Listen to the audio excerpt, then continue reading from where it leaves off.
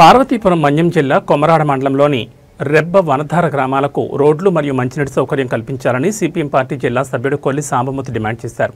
YSRCP party అధికారంలో ఉన్నప్పుడు ఎటువంటి రోడ్లు కానీ మంచినీటి సౌకర్యం కానీ కల్పించలేదని, ఇప్పుడు వచ్చిన కూటమి ప్రభుత్వం కూడా గిరిజనులకు ఎటువంటి సౌకర్యాలు కల్పించలేదని తెలిపారు. ఇప్పటికైనా ప్రభుత్వం తీరు మారకపోతే త్వరలో గ్రామస్తులతో కలిసి కలెక్టరేట్ ముట్టడిస్తామని హెచ్చరించారు. ఈ కార్యక్రమంలో సిపిఎం నాయకులతో పాటు గ్రామస్తులు పాల్గొన్నారు.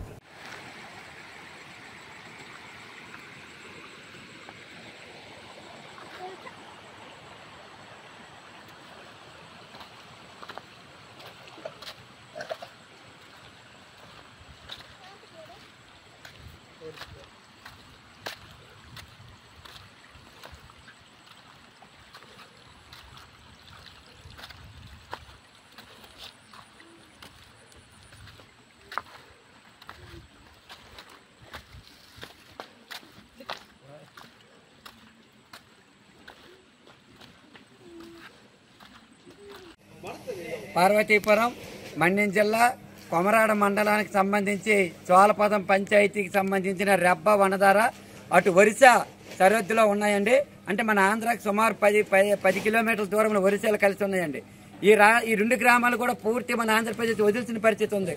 గతంలో రహదారి సౌకర్యం లేకపోవడం వల్ల నాగవల్లి నది పైన ఈ ఊర్లోన ఎవరికి బాగులేకపోయినా నీటిలో దించుకొని వచ్చే పరిస్థితి.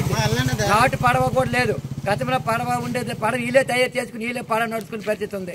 ఇలాంటి సందర్భంలో రహదారి సౌకర్యం లేకపోవడం వల్ల విద్య వైద్యం అందక చాలా ఇబ్బంది పడే పరిస్థితి ఉంది.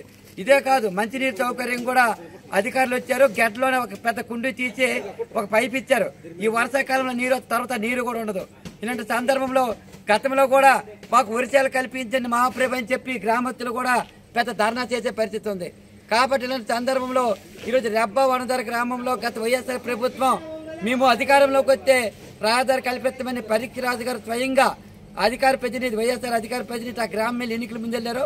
మేము అధికారంలోకి వస్తే రహదారి సౌకర్యం మంచినీటి సౌకర్యం కల్పిస్తామన్నారు. వాళ్ళ అధికారం రాలేదు.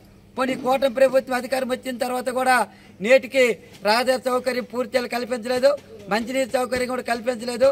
చాలా అన్యాయం. కాబట్టి ఇప్పటికైనా ఈ ఒరిస్సా అటు ఒరిస్సా ఇటు ఆంధ్ర సరిహద్దు రెబ్బ వనధార గ్రామాలకి మంచినీటి సౌకర్యం రహదారి సౌకర్యం కల్పించాలని చెప్పి కోరుతున్నాం.